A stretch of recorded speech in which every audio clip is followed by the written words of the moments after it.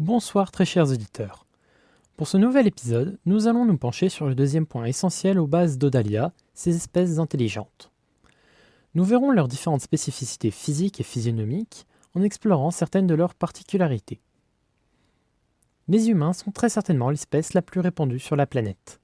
Ils servent de point de référence quasi universel et il y a au final assez peu à dire sur leur apparence et leur biologie. Le point notable à retenir est leur présence sur les 3 continents dès les balbutiements de l'histoire. Semblables aux humains, les elfes se distinguent surtout par leurs grandes oreilles en pointe et leur physique très fin et agile. Ils peuvent vivre plusieurs siècles, cette espérance de vie dépendant surtout de l'époque et du personnage, mais on l'estime entre 200 et 700 ans. Il est à noter que contrairement aux autres espèces, leur vieillissement n'est absolument pas constant. Pendant les 20 premières années de vie, il suit celui des humains, puis semble se geler pour au moins un siècle avant de reprendre. Cette suspension dans le vieillissement peut aussi durer bien plus longtemps, ce qui rend très difficile l'estimation de l'âge d'un elfe. Les elfes se divisent eux-mêmes en 2 sous-ensembles distincts en fonction de leur origine. Les elfes dits humbles, qui vivent au sud d'Isulis et sont plus ruraux, et les elfes dits hauts, qui vivent dans les sociétés humaines du nord d'Isulis et y sont des érudits. Toujours dans les fortes ressemblances aux humains, on compte les nains. Ceux-ci sont en moyenne plus petits, mais surtout plus trapus et forts que notre espèce de référence.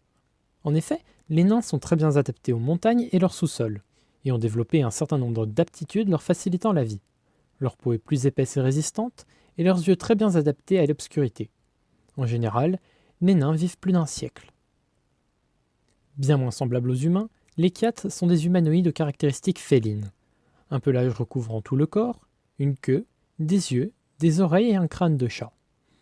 Leur espérance de vie est environ la même que celle des humains. Une de leurs caractéristiques les plus notables réside dans leur reproduction. Une femelle a des portées de 6 nourrissons en moyenne, mais seulement un Kyat sur 5 est un mâle, et tout l'équilibre de l'espèce en est donc extrêmement précaire. Malgré tout, les Kyats, originaires de Haverdun, se retrouvent sur tous les continents dès le Moyen-Âge. C'est notamment à partir de là que l'on commence à noter des métissages avec d'autres espèces.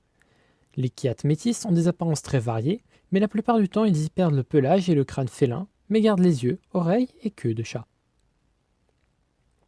Les Draneds sont assez comparables aux Kyats, de par leurs attributs de renard remplaçant les caractéristiques félines.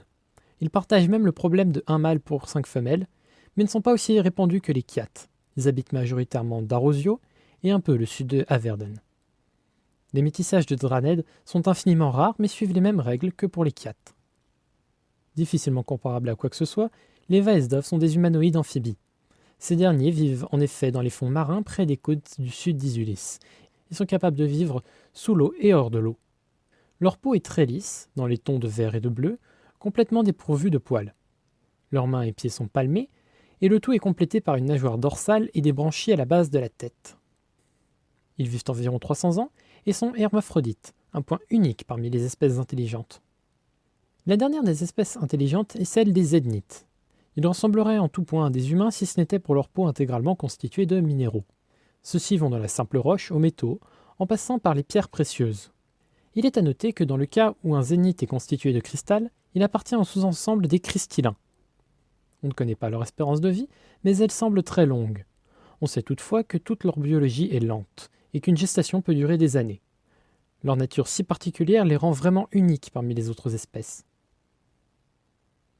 Concernant la population totale, les différentes espèces ne sont pas à parts égales.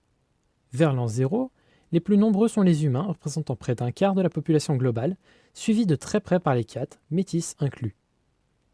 Viennent ensuite les nains, puis les Zednites, les elfes et les Draneds. Ce sont donc les Vaesdov qui représentent la plus petite portion de la population totale. Ce deuxième sujet vient donc clôturer cette introduction aux bases de l'univers. À présent, les prochaines vidéos traiteront de l'histoire par période, du monde par région, ou même des récits et des légendes.